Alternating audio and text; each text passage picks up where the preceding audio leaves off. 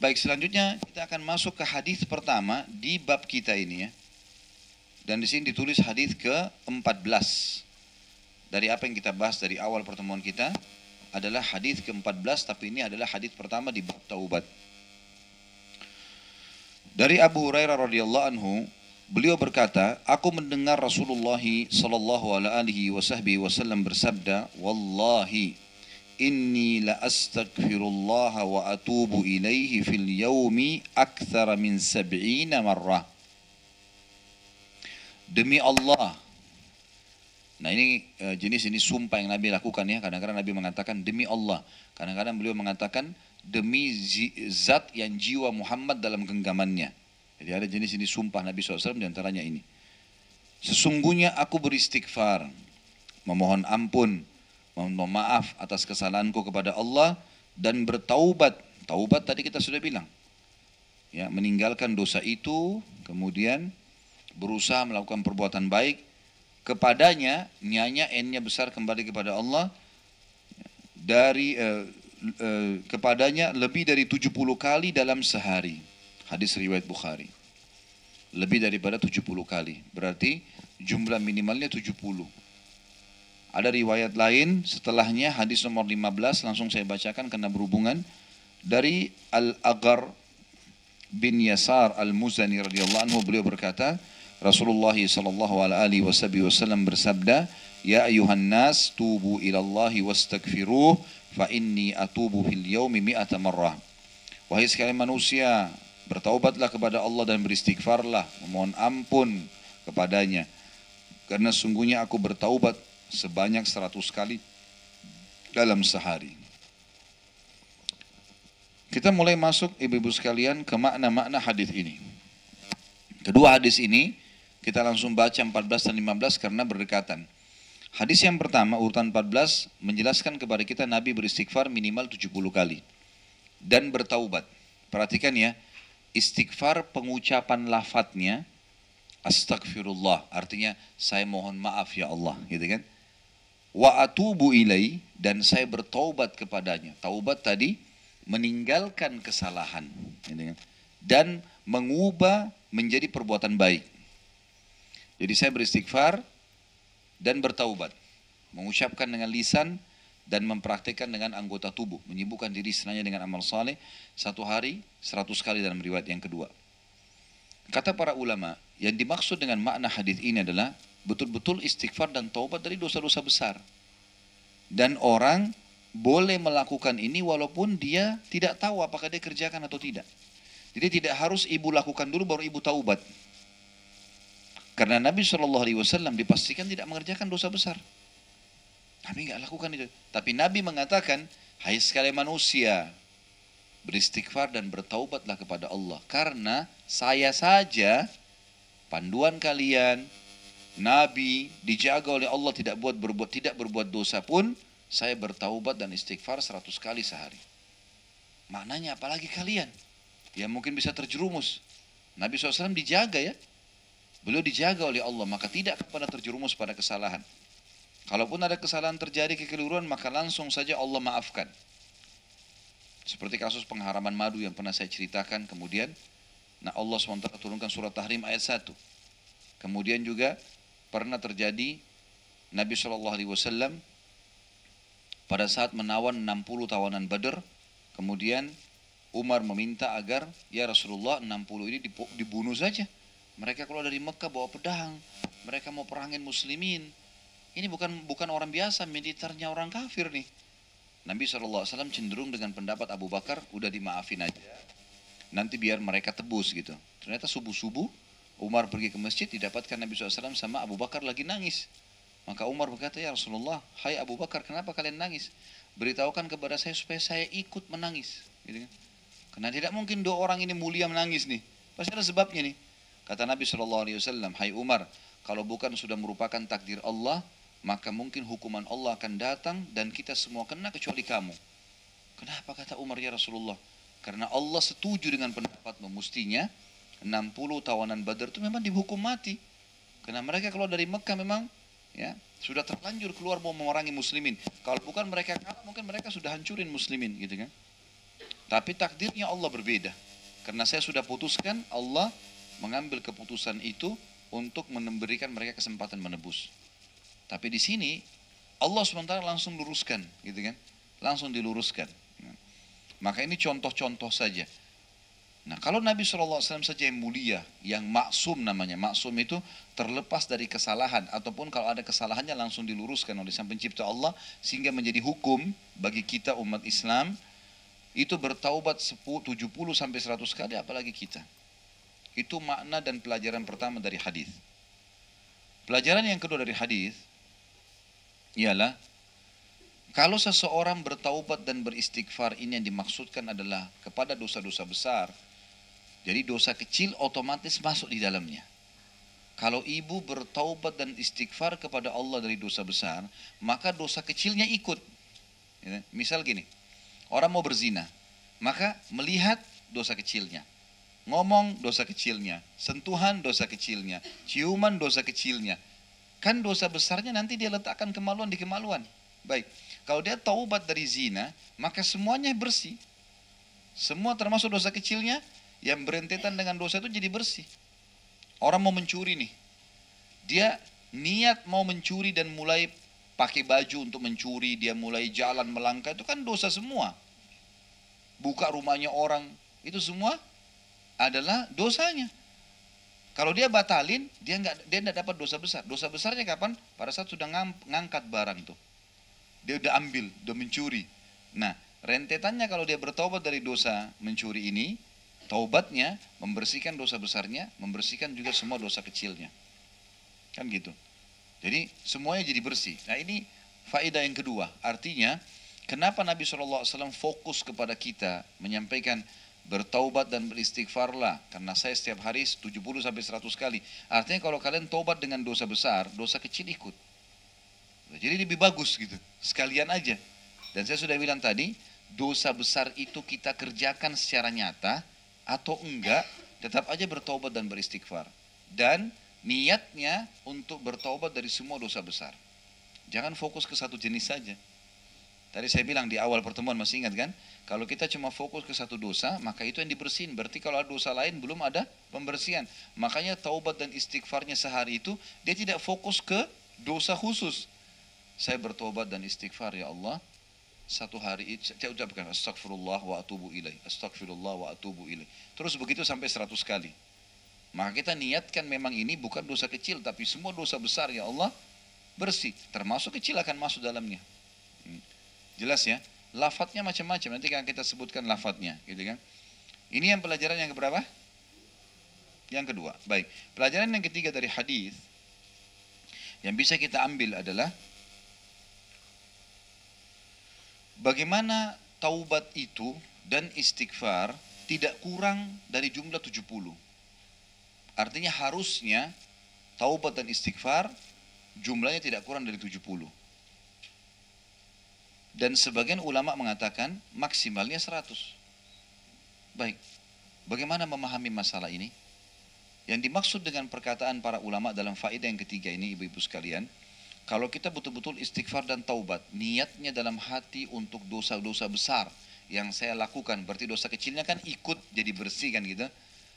Maka itu secara otomatis ya, kalau kita bertaubat dengan Allah Subhanahu wa taala dari dosa-dosa besar ini, maka secara otomatis akan membersihkan dosa kecil. Dan tidak ada orang ya, menurut pendapat ulama ya, tidak ada orang yang melakukan satu hari 100 dosa besar.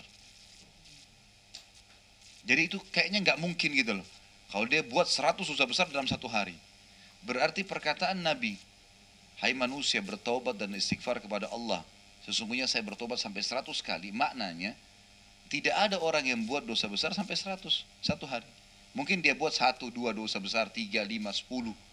Berarti kalau dia beristighfar dan bertobat sama Allah, niatnya dalam hati untuk dosa besar sampai 100, berarti itu akan lebih, akan cukup untuk dia untuk membersihkan dosa-dosanya.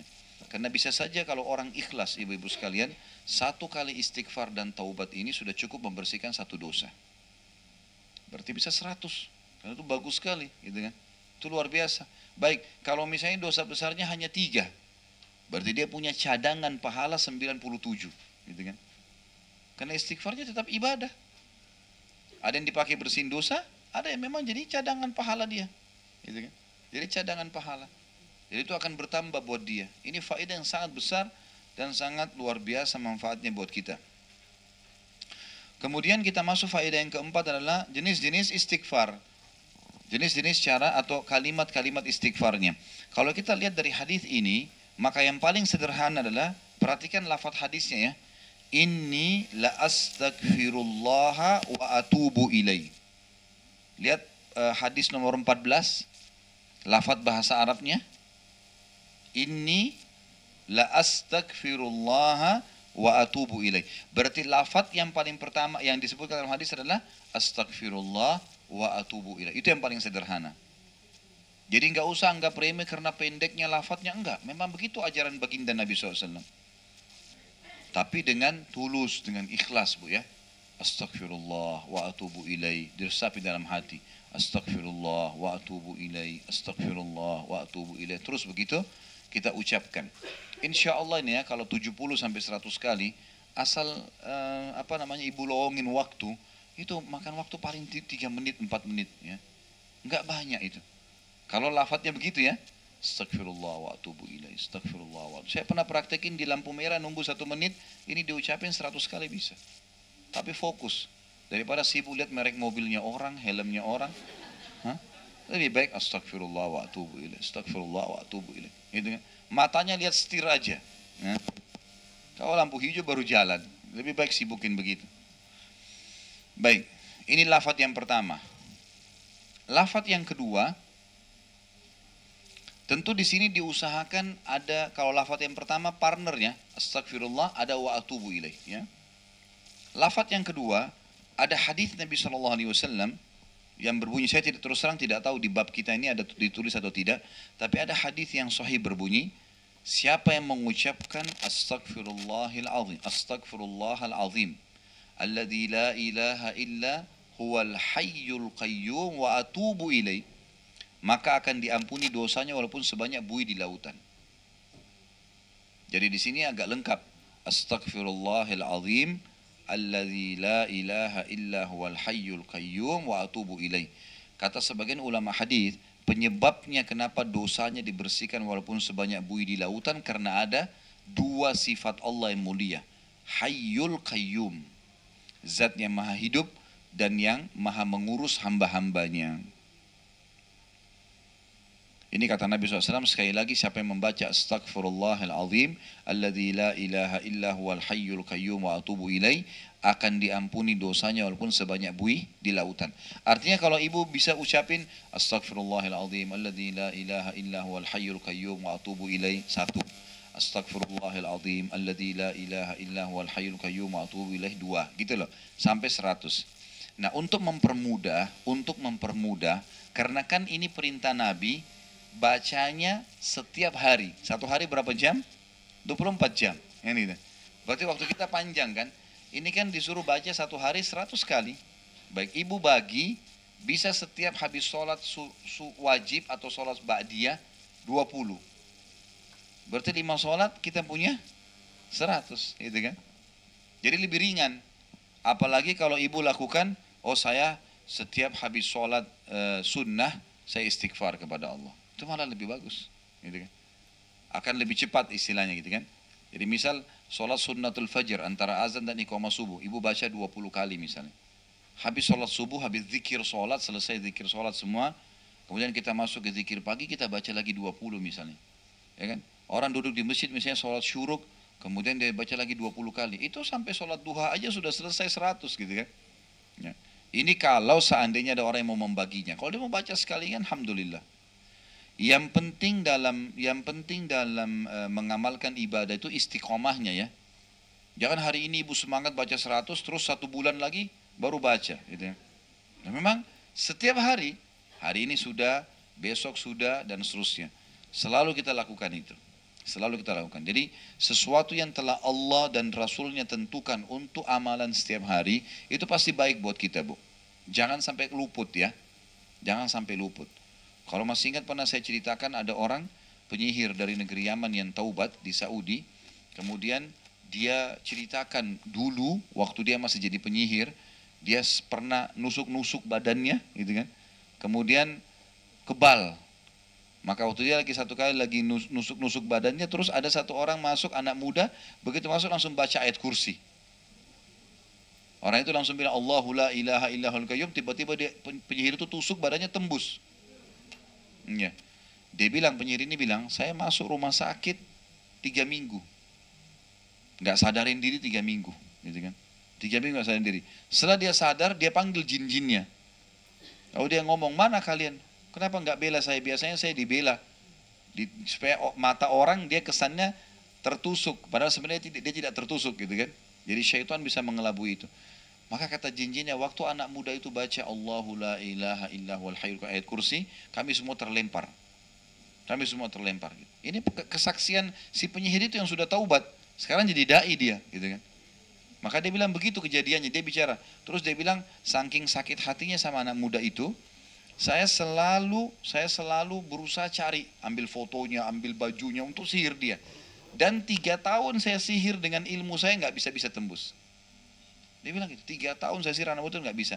Setelah saya telusurin ternyata, ya, yang buat dia tidak bisa tembus sihir saya karena dia selalu baca setiap habis sholat wajib ayat kursi. Gara-gara itu nggak bisa. Artinya kalau apa yang sudah Allah dan Rasulnya tentukan sebagai wirid harian, ya, ibadah harian, jangan luput itu, Bu. Kadang-kadang kita habis sholat nih. Sebenarnya kan kita kalau duduk berzikir kan pahalanya ada.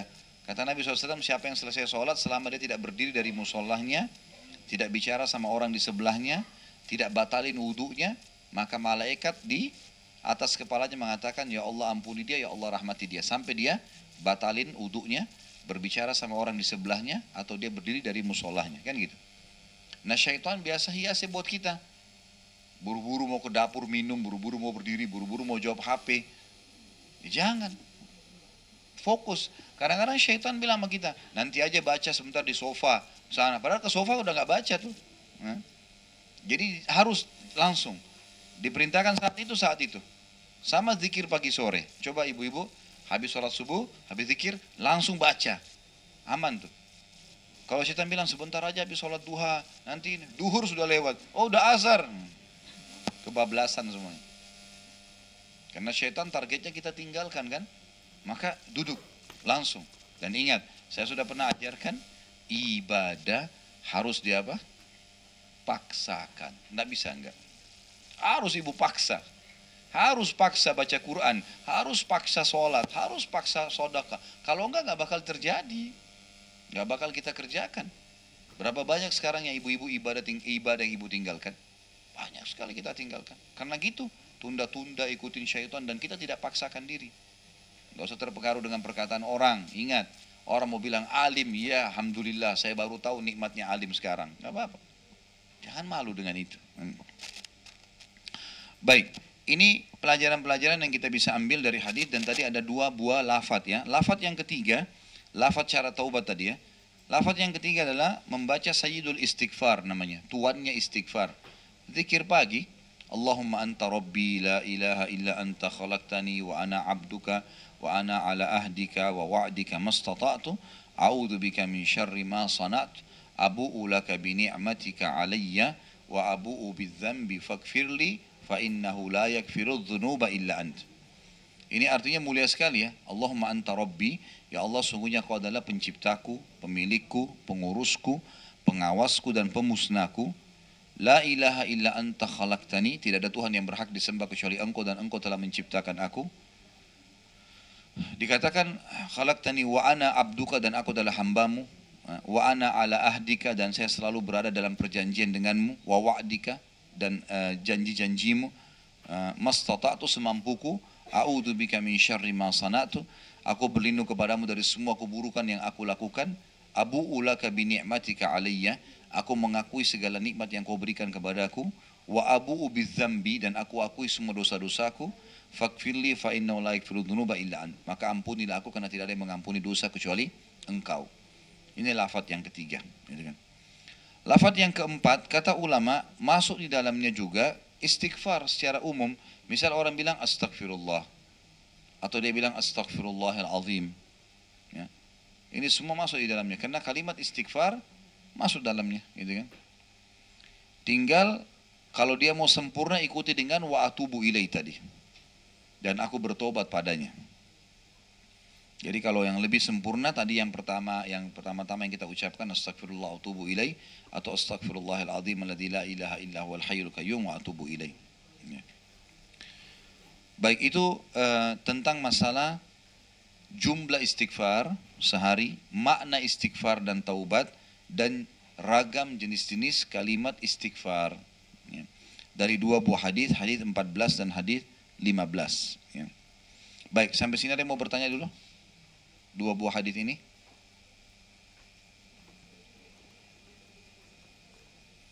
Itu pendapat. Iya, lebih baik dihitung. Kan kita tahu dalam agama, dalam syariat kita memang ada hitungan ya. Seperti misalnya jumlah ayat, jumlah 30 juz Al-Quran, kemudian adanya zikir habis sholat 33, gitu kan. Memang ada jumlah-jumlah.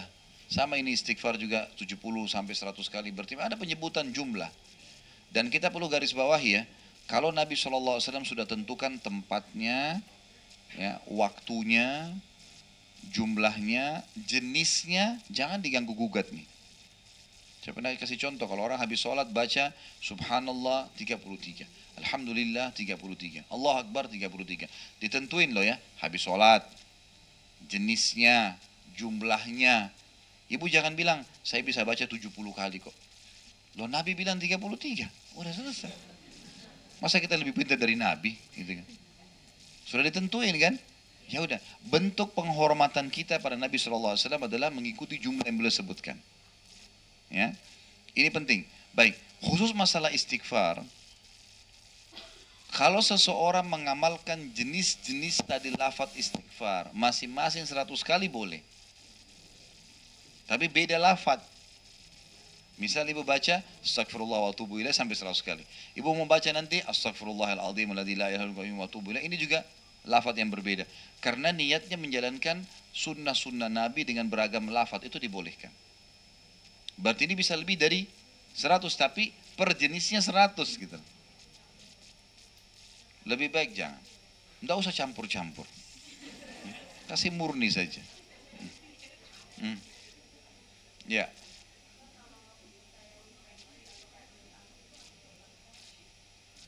Iya. Itu namanya tatayur dalam agama. Jadi menggantungkan nasib pada benda. Masuk dalamnya feng shui. Kalau ini kayu menghadap sini nanti rezekinya kurang, kalau ini tidak masuk cahaya begini, itu semua namanya itu perbuatan yang tatayur, bisa masuk dalam syirik. Ya, jangankan itu ya, hal yang lebih kecil kayak biasa kita di Indonesia tangan kanan gatal mau keluar duit, tangan kiri mau dapat duit, ini nggak boleh. Itu tatayur namanya.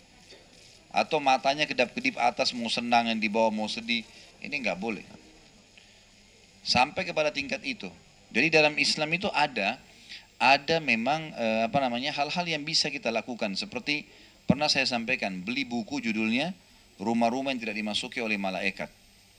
Buku itu dibeli, dibaca, jadikan di perpustakaan rumah, bacakan kepada anak-anak. Ada lebih dari 30 jenis rumah yang tidak dimasuki malaikat. Di buku itu bisa dibaca ya.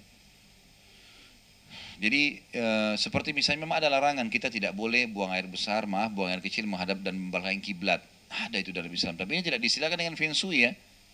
Tidak disilakan dengan feng shui, karena Islam tidak melarang itu. Enggak ada melarang. Jadi hal-hal yang nanti insya Allah dibaca di buku itu saja, karena itu ada bahasan sedikit cukup panjang. Itu insya Allah akan lebih baik dibaca dan diterapkan.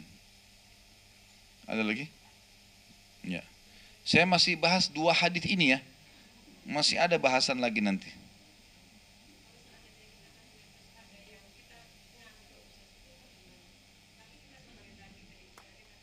Enggak masalah, insya Allah enggak masalah. Ya. Enggak usah diulang. Kalau memang kita sempat ngantuk enggak masalah. Karena kan yang dilarang itu kalau orang lagi sholat kemudian dia tidur, mungkin ya dia tertidur, maka itu mungkin yang sedikit mengganggu. Tapi kalau lagi zikir, lagi baca Quran, kita tersadar setelahnya, wajar, manusiawi. Kemudian dia kembali, insya Allah enggak masalah. Ya. Enggak ada sebenarnya batasnya ya. Artinya bisa sampai, sebagian ulama mengatakan yang paling afdolnya sampai sebelum duhur, paling afdol. Sampai sebelum duhur. Kalau sudah masuk habis duhur sampai menjelang asar ini sudah mufaddal namanya. Artinya masih bisa, tapi berbeda pahalanya dengan yang tadi sebelum duhur itu. Karena kan tidak dinamakan zikir pagi. Jadi kan, kalau sudah masuk asar ya sudah zikir sore. Makanya tadi saya bilang duduk baca. Insya Allah tuh 10-15 menit selesai. Gitu kan. Asal mau duduk saja baca. Hah? Sama, ya dia lebih afdolnya dari habis asar sampai menjelang maghrib, gitu kan. Kalau lewat daripada itu boleh, tapi mufaddal udah.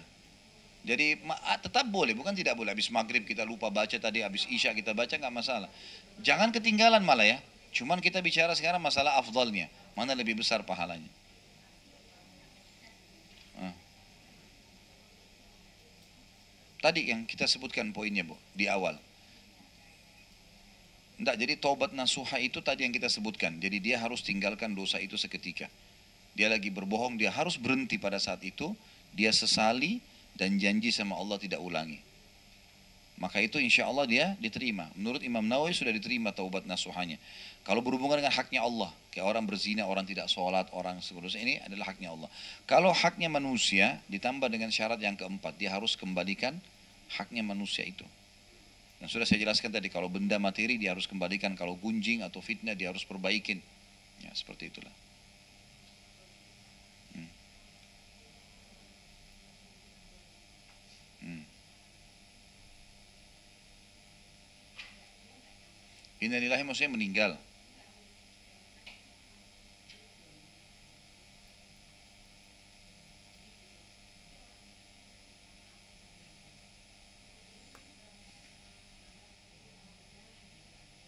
Siapa yang menganggap udahlah? Yang dizalimi atau yang menzalimi? Hmm. Ya udahlah ini apa? Dia maafkan atau enggak? Dia itu tidak apa-apa, dia dapat pahala. Dia yang sedang terzalimi dapat pahala. Yang menzalimi ini tetap dapat hukuman, kuasa Allah. Pasti dihukum, tidak usah khawatir Bu ya. Allah subhanahu wa ta'ala akan mendatangkan hukumannya. Cepat atau lambat. Jadi kebodohan seseorang kalau dia anggap Allah tidak akan hukum dia. Ini bodoh sekali. Sekarang atau nanti. Makin dibiarin lama-lama dosanya, makin numpuk siksaannya. Makin numpuk. Orang curi hari ini, dia taubat langsung, dia kembalikan barang. Itu lebih ringan. Dibandingkan orang nikmatin dulu uang curiannya. Kemudian 1 bulan, 1 tahun, 3 tahun, 10 tahun baru taubat. Itu cobaannya berat. Beragam macam hal yang akan datang ke dalam hidup dia. Yang paling mendasar seringkali ada ribut rumah tangga, yang kadang-kadang dia sakit, dia jatuh, dia mulai usaha bangkrut, banyak hal yang di situ. Yang kadang-kadang yang paling umum terjadi, gitu kan? Ya, masuk. Makanya tadi kan dikasih contoh, ghibah, gunjing itu. Makanya jangan campuri urusannya orang, nggak usah. Urus diri sendiri. Kita ini kalau ngurus diri sendiri aja sudah repotnya luar biasa, mau ngurus orang ini gimana? Dan saya sudah bilang jangan menjadi pahlawan. Nggak usah ibu kalau lagi iseng, lagi habis sholat duha, santai di rumah, pegang Quran, dengar ceramah, nggak usah telepon teman, kamu masalah apa ya, curhat aja. Nggak usah. Nggak usah jadi pahlawan, nggak perlu. Kalau orang kebetulan telepon, nanya, saya minta nasihat, baru kita kasih nasihat. Tapi kalau kita iseng untuk apa? Kata Nabi SAW, 2 hal nikmat yang banyak manusia lalaikan. Waktu luang dan kesehatan. Kalau ada waktu luang itu, pakai hal yang kesempatan lipat gandakan pahala. Apalah, lakukan hal yang positif dalam agama gitu. Jangan jadi pahlawan buat orang. Akhirnya kita terbawa emosi, kita tahu jadi aibnya orang, akhirnya jadi panjang ceritanya. Ya kalau kita nggak fitnah juga, kita nggak ikut ghibah. Jadi masalah. Dengar cerita aibnya orang, saya sudah cukup itu. Jadi masalah. Jadi nggak usah campurin. Nggak usah campurin, kita urus diri kita sendiri. Ya.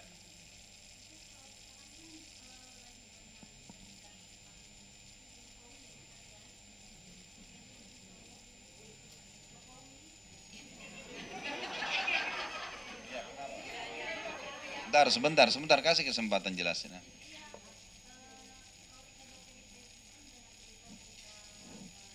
jangan dibaca, jangan dilihat, jangan ikut-ikutan. Ya. Baca sesuatu yang bermanfaat buat kita, Bu. Ya. Jangan begitu. Lebih baik ditinggalkan gitu. Ya. Dulu istri saya itu suka kalau pagi dengar berita. Saya tanya dia, apa pentingnya nonton berita ini buat kamu? Bukan saya larang ya, saya cuma tanya, apa manfaatnya dengar berita ini? Kamu bukan politikus, kamu bukan pejabat. Yang dibutuhin saya hari ini makan apa, itu yang kau tanya. Itu yang penting dulu. Kecuali ada hubungannya itu dengan kita ya. Ini enggak, sekarang ini sudah berlebihan orang. Di pinggir gang, di warung kopi bicara masalah politik. Main catur bicara masalah politik. Enggak nyambung semua ini bukan politikus. Jadi semua orang bicara, enggak nyambung semua. Kemarin juga ibu-ibu tanya, Ustaz bagaimana hukum demo? Bu, ibu demo masak saja. Enggak usah tanya itu, enggak penting gitu. Sesuatu yang bermanfaat buat kita, yang tidak manfaat enggak usah dimasukin ke ranah itu. Untuk apa bahas masalah presiden nih? Apa hubungannya kita sama presiden? Kita juga biar suara teriak-teriak nggak nyampe ke dia, gitu kan? Nggak manfaat kan? Dan ingat, kalau kita sampai terjerumus dalam gunjingan dia, siap nggak ketemu sama presiden?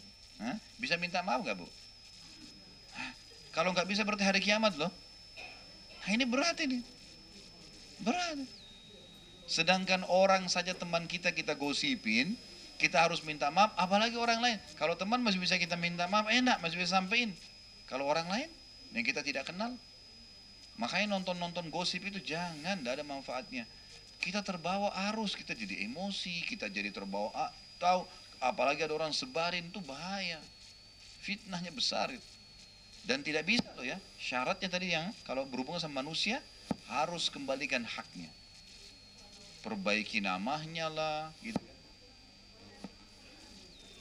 Enggak bisa. Istighfar itu kalau dosanya sama Allah, kalau dosanya sama manusia, istighfar dan kembalikan haknya. Enggak bisa, enggak cukup. Ya? Sebentar, kenapa?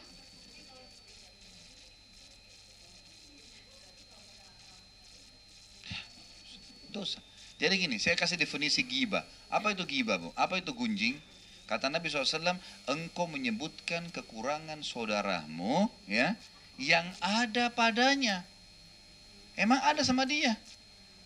Matanya picek kah, kakinya pincang kah? Iya benar. Kalau ada padanya namanya ghibah, dosa besar. Kata Nabi apa? Kalau tidak ada padanya, fitnah. Dua-duanya nggak boleh. Ada 4 keadaan di mana tidak masuk dalam ghibah. Yang pertama, itu adalah fatwa, istifta namanya. Iya. Jadi ada 4 hal yang tidak masuk dalam fitnah, dalam ghibah. Yang pertama itu istifta, namanya orang minta fatwa. Kayak misalnya ibu lagi masalah sama suami, ibu telepon ke seorang ustadz. Ustadz, suami saya tidak sholat, itu kan aib ya. Oh suami saya, dia ngambil, istifta. Fatwa aja deh, minta fatwa, udah. Daripada nanti ibu jelasin ke anaknya gak nyambung-nyambung.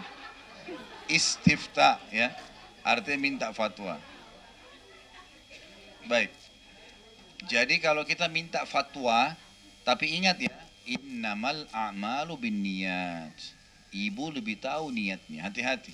Ustaz, suami saya nggak sholat, apa yang saya harus lakukan? Murni minta fatwa. Dan ibu-ibu kan banyak bumbunya tuh. Nggak sholat, oh sekalian dia suka begini Ustaz, dia suka begini, panjang ceritanya. Enggak. Inama biniat, ibu niat menggibah dia kena gibah, dosa. Enggak boleh. Seorang suami, ini istri saya begini dan begitu, tidak mau temanin saya, tidak melayani saya. Dia murni tanya fatwa, memang mau tahu hukum. Nah itu dibolehkan. Tapi kalau dia sekalian tunggangin, ini innamal biniat, Allah akan balas dia sesuai dengan niatnya. Enggak boleh. Kalau ada aib pada diri seseorang, tugas kita tutupi, sembunyikan.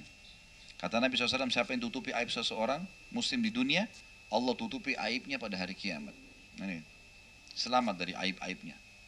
Jadi jangan campuri apa-apa gitu. Baik, yang kedua adalah istinsah, minta nasihat. Nah.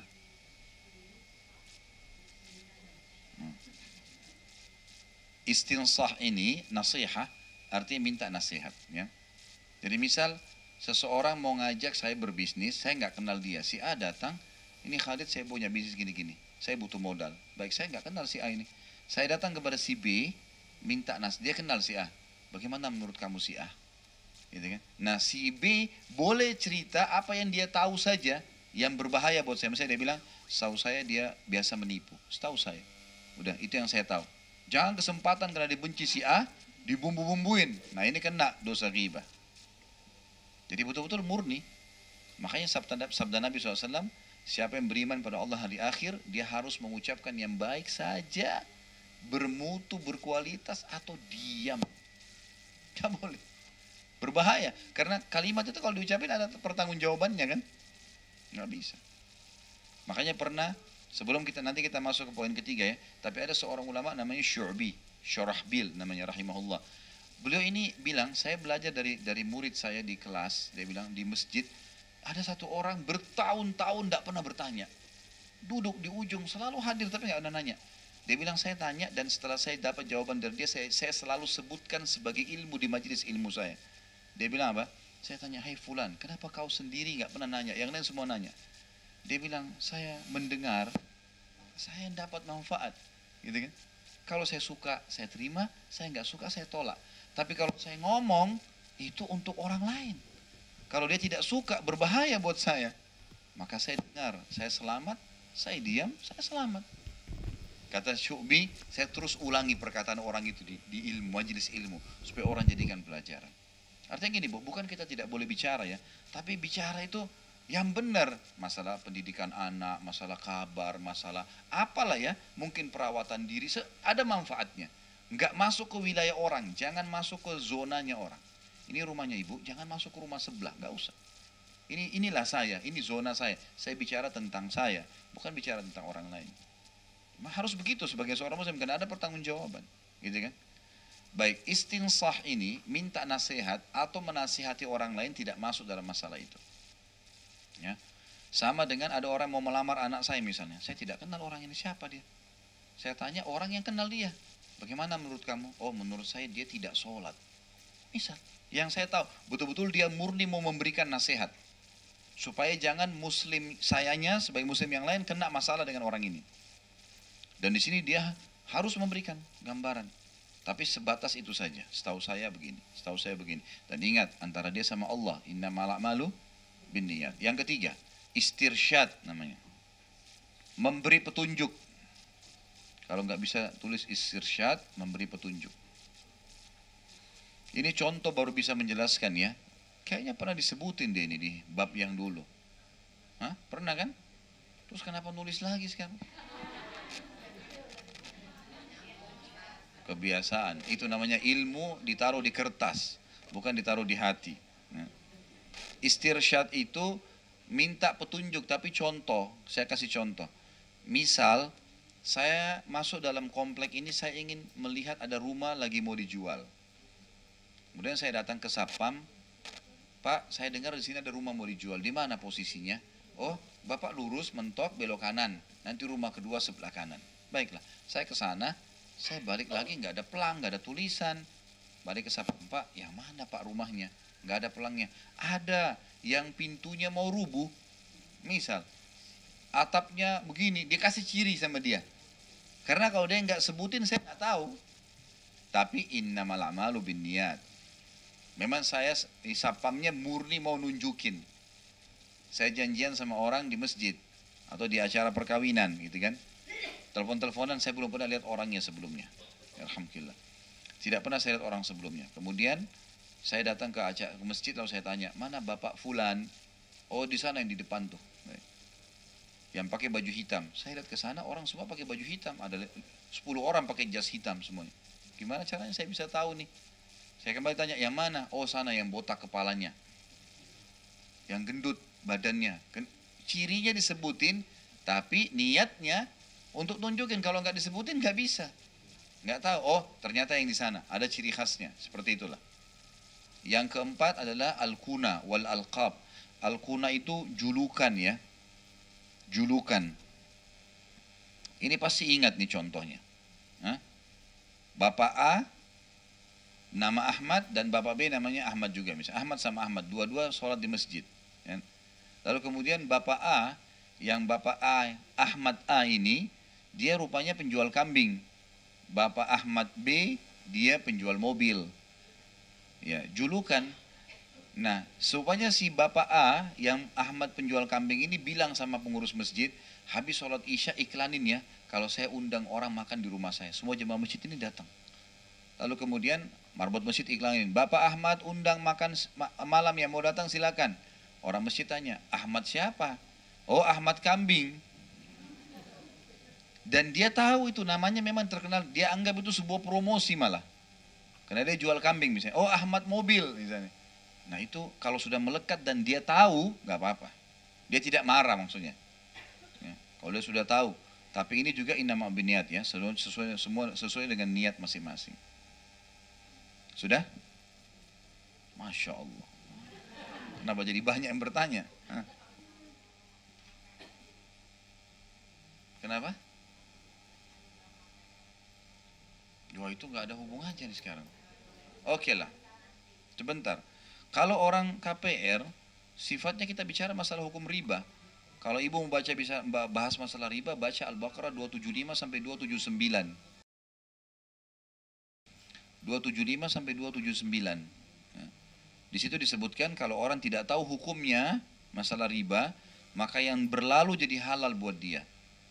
Tapi semenjak dia sudah tahu dan ke depan itu jadi haram buat dia. Sudah terlanjur KPR, sudah terlanjur pokoknya kredit kendaraan dan segalanya, tapi riba kita nggak tahu sebelumnya. Maka yang lalu-lalu jadi halal karena ketidaktahuan. Dan kalau dia mampu lunasi, alhamdulillah, itu lebih aman. Kalau tidak bisa, dia boleh membayar walaupun ada bunganya, tapi tidak membuka pintu riba baru. Baca Al-Baqarah 275 sampai 279 akan menjawab masalah itu. Iya.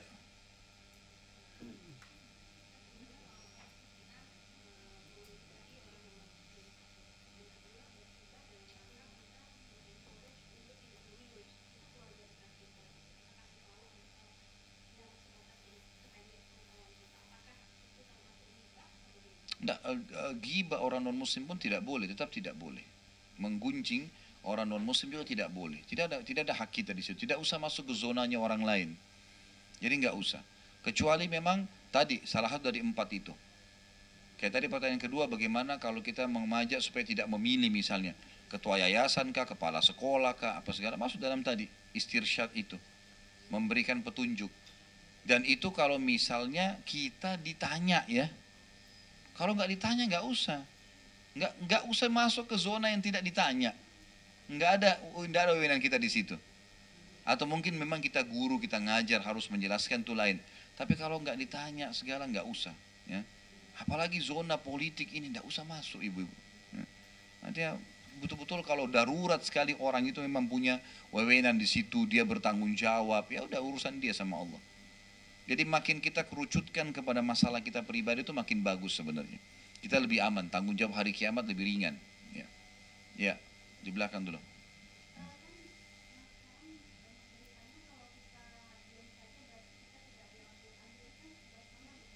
Oh lain, kalau ada orang berbuat salah dan kita ingatkan kesalahannya itu lain. Itu dakwah, nggak masalah itu. Nggak usah. Nggak perlu. Artinya gini bu, kalau misalnya perlu ya, perlu. Misal ibu jelasin ke anaknya sendiri tentang kasus Al-Maidah 51 misalnya. Ibu jelasin ke anaknya hukumnya, ke orang tua. Memang perlu kita sampaikan ya udah. Kalau nggak perlu nggak usah dibahas itu. Ada ahlinya membahas itu kan gitu. Sekarang ulama-ulama sudah bahas ya sudah, ulama-ulama sudah bahas. Sudah selesai. Orang semua, tidak ada yang tidak tahu sekarang masalah ini kan. Semua orang sudah tahu. Maka tidak usah kita terlalu berlebihan masuk, apalagi kalau kita tidak paham. Nanti kemana-mana ini bahasannya. Jadi yang kita ingin, ini ibu-ibu sekalian, kita punya sebuah garis batas, jangan lewati garis itu. Seperti garis kehidupan, karena berbahaya, ada konsekuensi tanggung jawab. Gitu kan. Lebih baik jangan gitu. Karena masalah kasus gubernur DKI sambung ke presiden, sambung ke menteri, sambung ke TNI, sambung ke Polri. Kemana-mana nih kalau mau diikutin panjang sekali. Panjang sekali. Kalau kita Ibu sekarang melihat kemungkaran terjadi. Al-Maidah 1 dibahas. Baik, kita tidak suka dengan hati. Sudah ingkar mungkar loh itu. Kita nggak suka orang ini salah dalam ucapannya. Sudah, itu sudah ingkar mungkar. Ingatkan kepada orang yang terdekat dengan kita. Itu ingkar mungkar. Tapi nggak usah sibuk nanggapin Facebook atau buat khusus gitu kan. Apalagi kita bukan ahlinya ya. Maaf saya bahasakan. Kita bukan ulama, kita juga bukan politikus yang memang bisa pendapatnya itu didengar gitu. Akan bermanfaat, itu maksud saya. Sudah? Masih banyak angkat tangan. Nah.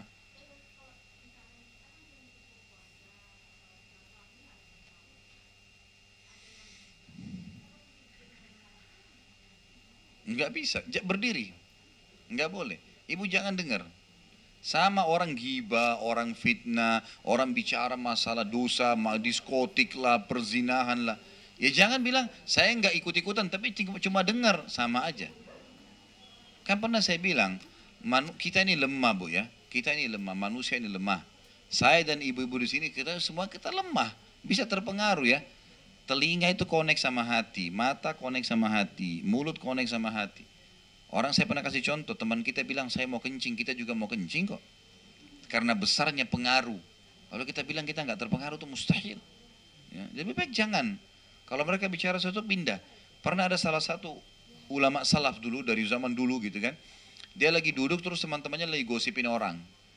Tiba-tiba dia berdiri terus dia, maaf ini laki-laki sama laki-laki waktu itu, dia buka bajunya dicabut bulu ketiak. Di depan teman-temannya. Sengaja dicabut sama dia dilihatin. Teman-temannya tersinggung. Ada teman-temannya yang bilang di antara situ, kenapa kau lakukan ini? Aib benar nih. Malu, kenapa kau nggak di belakang di rumah kamu? Kenapa kau harus di depan kami? Dia bilang, dia ingin berikan pelajaran ke teman-temannya. Dia bilang, apakah kalian menganggap ini cabut bulu ketiak malu di depan umum? Dia bilang, iya, memalukan. Semua orang tahu itu memalukan. Kata dia apa? Yang kalian harus anggap malu, apa yang kalian lakukan sekarang ini? Gosipin orang. Yang saya sedang lakukan ini sunnah Rasul loh. Mencabut bulu ketiak kan sunnah Rasul. Loh iya. Dan yang kalian sedang lakukan ini maksiat kepada Rasul. Ini kan maksiat ya. Gosip ini. Artinya dia ingin tunjukkan mencabut bulu ketiak tetap lebih mulia daripada kalian gosipin orang. Dia ingin berikan pelajaran teman-temannya gitu. Nah, itu contoh saja ya. Bagaimana sebagian di antara mereka berdiri dan meninggalkan atau mereka menasehatin. Jangan ikut di situ. Siapa lagi tadi? Ya.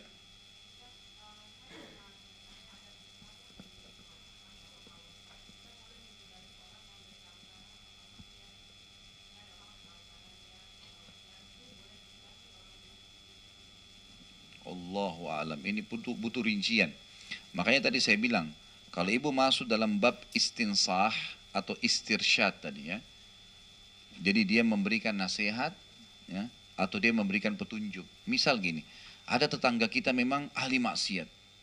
Suka macam-macam, gonta-ganti laki-laki lah, berzina segala macam, atau mabuk-mabukan segala macam. Dan kita takut ini berefek kepada tetangga, kepada kita semua. Lalu kita sampaikan ke RT misalnya. Itu kan namanya istinsah. Kita berikan nasihat kepada RT untuk nasihatin dia.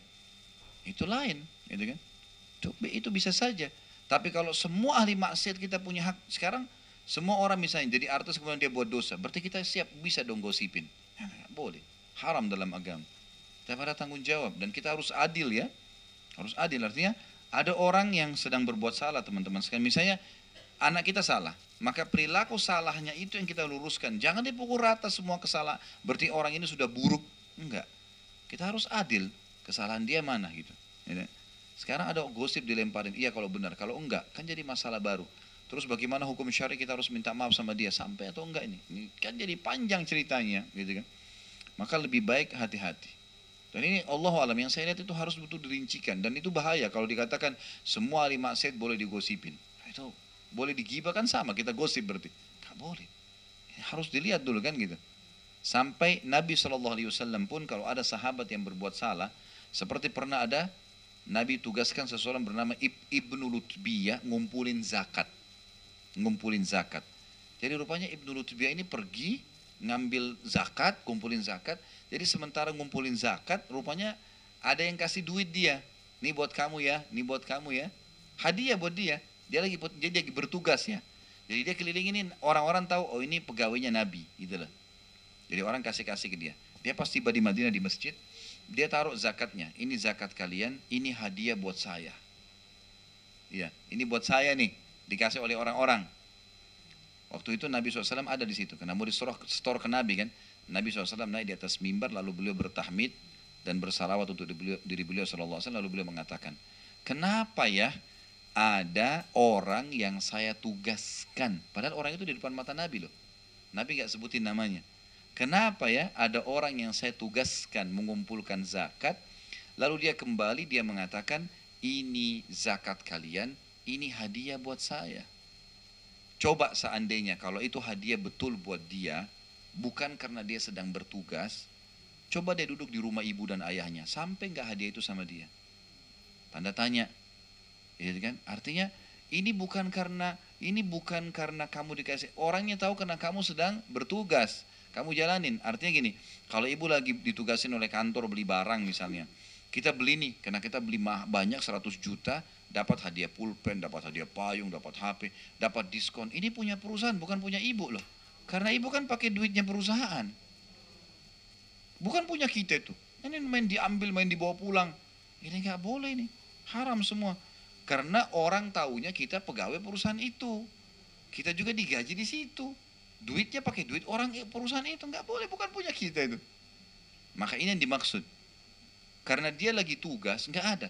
Dia mesti kasih store. Ini loh zakat, ini tadi saya dikasih. Bagaimana hukumnya ya Rasulullah? Nah, nanti Rasulullah bilang, halal buat kamu nggak apa-apa. Nanti perusahaan bilang, oke, pulpen itu buat kamu nggak apa-apa. Nah, itu baru halal. Kalau nggak boleh. Ini rumahnya penuh TV, penuh macam-macam hadiah. Padahal perusahaan yang belanja. Dari mana ini? Haram dalam agama. Contoh, tapi yang kita ingin bahas, Nabi nggak sebutin namanya orang itu. Depan matanya Nabi loh ini. Nabi cuma bilang, kenapa ya ada orang yang begini dan begitu. Gitu. Ada kaum nggak sholat Jumat nih. Nabi tahu siapa mereka. Nabi nggak bilang, si kaum fulan begini, enggak. Nabi mengatakan, kenapa ya ada kaum yang tidak sholat Jumat. Kalau mereka tidak mengubah itu, maka Allah akan mematikan hati-hati mereka. Ditutup hati mereka dari hidayah. Jadi itu ada adabnya, ada tata kerama. Nah kalau ada pun tadi ahli maksiat misalnya, kita mengatakan tetangga ini sering buat masalah gini. Terus dirincikan semua namanya. Nah sekarang kalau berita-berita gosip susah kita hindari. Nama disebutin, alamatnya lah, gambarnya lah, lengkap semua.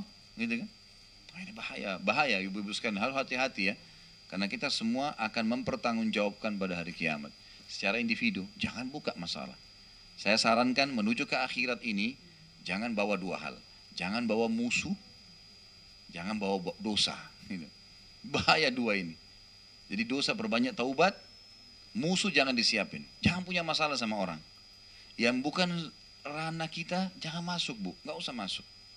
Gak usah masuk karena Allah sudah buat mata kita ada jangkauannya cuma sampai di sini. Udah ini saja. Jangan cari di luar sana. Gak bisa. Susah. Jangkauan kita ada. Kaki kita 0,5 meter. 1 meter kita jalan bisa upaya ekstra. 2 meter bisa robek celana kita dan seterusnya. Jadi gak usah lewat dari itu. Jangan lewat dari zona itu. Kemungkaran, ingkar mungkar dan amar ma'ruf yang kelihatan depan mata. Yang tidak kelihatan gak usah dicampuri. Jelas ya?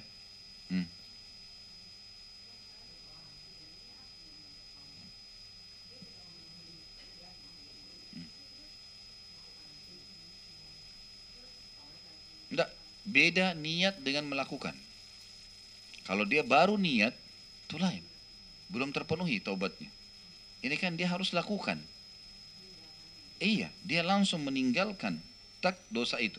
Sesali. Kemudian baru dia berjanji sama Allah tidak ulangi. Ya, ini baru bisa. Kalau dia baru niat, belum berarti. Belum taubat. Nah itu tadi saya sudah jelaskan. Kalau dia tobat yang sekarang ini nasuha, dia penuhi syarat 3, betul-betul dia istiqomah lah setahun. Tahun depan dia terjerumus lagi. Itu berarti dia butuh tobat baru. Tapi tobat yang lalu sudah dimaafkan. Cuma tadi kan dibilang sama Imam Nawawi, kalau salah satu dari 3 syarat ini terbengkalai. Misal, dia tinggalkan iya. Dia sesali iya. Tapi kalau ada peluang dia mau ulangin. Berarti syarat ketiga untuk bertekad tidak mengulangi itu enggak ada. Ini enggak diterima dari awal tobatnya. Harus memenuhi syarat ini. Jelas? Baik, kita lanjut ya. Hadis nomor 16. Dari Abu Hamzah Anas bin Malik Al-Ansari, pelayan Rasulullah SAW, beliau berkata, Rasulullah SAW bersabda, "Lallahu afrahu bi taubati abdihi min ahadikum saqata ala ba'irihi wa qad adallahu fi ardin falah atau falat." Sungguh Allah lebih gembira dengan taubat seorang hambanya daripada kegembiraan seseorang di antara kalian yang menemukan untanya setelah ia kehilangannya di padang pasir. Hadis ini riwayat Bukhari Muslim. Kita lanjutkan hadis setelahnya karena ini sama ya. Artinya mirip lafadznya. Hadis setelahnya masih nomor 16 ya. Lillahi asyaddu farahan bi taubati abdihi hina yatubu ilaihi min ahadikum kana ala rahilatihi bi ardi falat fanfalatat minhu wa 'alaiha ta'amuhu wa syarabuhu fa'ayisa minha fa'ata syajaratan fattaja'a fi dhilliha wa qad ayisa min rahilatihi fabainama huwa kadzalik idh huwa biha qa'imatan 'indah فأخذ بخطامها ثم قال من شدة الفرح اللهم أنت عبدي وأنا ربك أخطأ من شدة الفرح. Sungguh Allah lebih gembira dengan taubat seseorang hambanya ketika dia bertaubat kepadanya daripada kegembiraan salah seorang dari kalian yang mengendarai untanya di padang pasir lalu untanya kabur meninggalkannya. Padahal makanan dan minumannya ada di atas unta itu. Maka dia berputus asa untuk bisa menemukannya kembali. Lalu dia mendatangi sebuah pohon dan berbaring di bawah naungannya. Dia sungguh telah putus asa terhadap untanya. Tak kala dia dalam keadaan seperti itu, tiba-tiba dia mendapatkan untanya berdiri di hadapannya. Maka dia memegang tali kendalinya. Kemudian dia berkata karena sangat gembiranya, "Ya Allah, Engkau adalah hambaku dan aku adalah Tuhanmu." Dia salah dalam ucapan karena terlalu gembira. Hadis ini dua-duanya mirip lafadznya, cuma hadis yang pertama lebih pendek dan hadis kedua lebih panjang. Jadi saya ulangi, yang dimaksud adalah Nabi SAW berikan perumpamaan kepada kita. Dan ada lafadz hadis lain juga menguatkan ini. Allah lebih gembira daripada seseorang di antara kalian. Ya, Allah lebih gembira dengan taubat hambanya dibandingkan seseorang di antara kalian yang sedang pergi ke padang pasir. Dia bawa semuanya perlengkapannya di atas untahnya. Pada saat dia sedang sendirian di padang pasir, ini terjemahan hadisnya ya, supaya mudah difahami. Pada saat dia sedang jalan di padang pasir, kemudian tidak ada orang lain, tidak ada manusia, tinggal dia sendiri. Tiba-tiba untanya lepas. Riwayat lain menjelaskan, pada saat dia sedang tidur di bawah sebuah pohon, untanya lari. Dan waktu dia bangun, dia tidak temukan untanya. Pada saat dia keliling-keliling di padang pasir mencari untanya sampai dia sudah sangat letih, dia enggak temukan, maka putus asalah dia. Kemudian dia kembali, dia berkata, aku akan kembali ke pohon yang pertama aku tidur tadi. Mudah-mudahan saja aku sudah mati. Jadi dia berharap dia tidur, kemudian dia sudah tidak bangun dalam kondisi mati. Maka dia pun kembali dan dia tidur di bawah pohon tersebut. Tertidurlah dia. Kemudian pada saat dia bangun, dia temukan untanya berdiri di sebelahnya. Maka dia sangat gembira, seperti itulah. Kangking gembiranya dia mengatakan, ya Allah, karena dia syukur sama Allah. Ya Allah, Engkau adalah hambaku. Aku adalah Tuhanmu. Dibalik sama dia. Salah mengucap gara-gara gembiranya. Kan gitu, seperti itulah. Hadis ini memberikan pelajaran kepada kita yang pertama, Allah itu memiliki sifat gembira. Dan wajib kita imani sifat-sifat dan nama-nama Allah. Gitu kan? Allah gembira. Tapi tidak perlu kita interpretasikan, tidak perlu kita alihkan maknanya. Oh ini bukan gembira, nah bisa. Allah punya tangan, ya Allah punya tangan. Tidak usah kita bantah mengatakan tidak, bukan tangan. Tidak boleh diinterpretasikan. Allah punya kaki, ya Allah punya kaki. Memang begitu penyampaiannya Nabi SAW gitu kan. Seperti Allah mengatakan tentang tangan misalnya, ayat Al-Quran, Yadullahi fawqa aidihim. Tangan Allah di atas tangan-tangan mereka, gitu kan. Kemudian juga ada sabda Nabi SAW yang pada saat Adam sama Musa lagi berbicara, lalu kata Musa alaihissalam, hai Adam, engkaulah ayah kami dan Allah menciptakanmu dengan kedua tangannya. Gitu kan? Jadi ada penyebutan Allah punya tangan. Tapi kita tidak bisa, tidak perlu interpretasikan itu. Kita tidak mengatakan, oh itu bukan tangan tapi kekuatan. Gak bisa. Allah bilang tangan, gimana kita alihkan? Allah punya telapak kaki, kata Nabi SAW, pada hari kiamat nanti neraka terus saja berkata, tambahkan, tambahkan, sampai Allah meletakkan telapak kakinya yang mulia, sehingga membuat di atas neraka, sehingga membuat neraka berkerut seperti daging yang berkerut, dan neraka akan mengatakan cukuplah dengan kemuliaanmu. Allah punya telapak kaki, nggak bisa kita katakan oh ini lain maknanya, nggak boleh diinterpretasikan. Kita imani apa adanya. Ya, sebagaimana juga hadis tentang Allah turun di waktu sepertiga malam, gitu kan? Allah turun, kita imani Allah turun. Tapi tidak usah kita alihkan maknanya, tidak usah kita tolak, tidak usah kita tanyakan bagaimananya karena tidak dirincikan oleh Allah, gitu kan? Seperti itulah. Jadi kita tidak usah masuk ke zona itu, tapi kita imani. Salah satu sifat Allah yang mulia adalah Allah gembira. Dan di sini dikatakan Allah gembira dengan taubat hambanya. Jadi ini faedah pertama dari hadis adalah Allah memiliki sifat gembira. Yang kedua, manfaat daripada taubat. Besarnya manfaat taubat sampai bisa membuat sang pencipta Allah gembira. Berarti taubat itu luar biasa, gitu kan? Dan Allah sangat gembira. Beda dengan manusia ya. Kayak kita misalnya, maaf, ibu-ibu punya seorang pegawai atau pembantu rumah tangga misalnya. Dia pernah berbuat salah. Misal dia pernah mencuri, dia pernah apalah segala macam, mukul anak, dan kita sudah keluarin. Sekarang dia datang minta maaf. Mungkin paling jauh kita bisa lakukan, kita maafkan. Tapi kira-kira ibu masih mau terima jadi pegawai nggak? Beda manusia dengan Allah. Allah beda.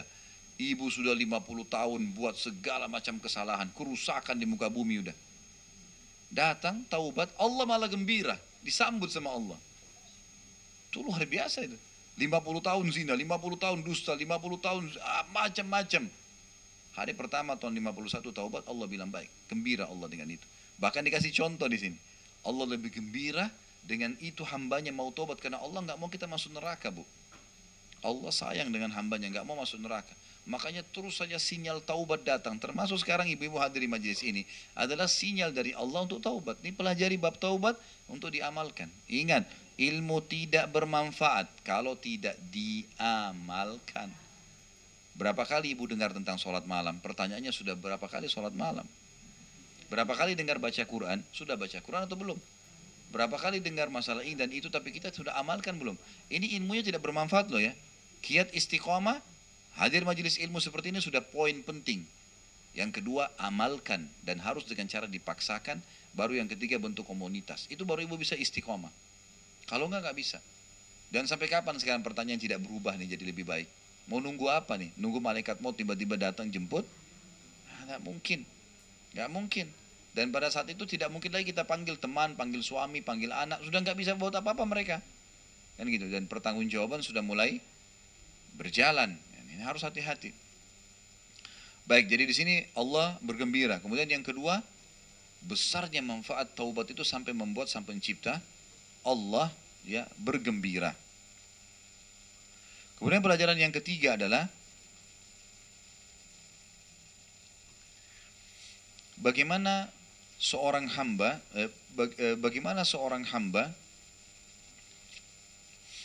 diterima taubatnya oleh sang pencipta Allah hanya dengan mau melakukannya. Artinya dengan hanya mau taubat, dengan melakukannya Allah sudah terima. Tidak ada syarat khusus, maksudnya tidak ada sulitnya taubat itu. Enggak ada kesulitan dalam bertaubat. Allah subhanahu wa ta'ala mudahkan. Atau termudahkannya taubat bagi seorang hamba. Ringkasnya begitu. Bagaimana Allah subhanahu wa ta'ala mudahkan bagi seorang hamba. Jadi jangan ditunda ibu-ibu sekalian untuk bertaubat kepada Allah subhanahu wa ta'ala. Allahu a'lam.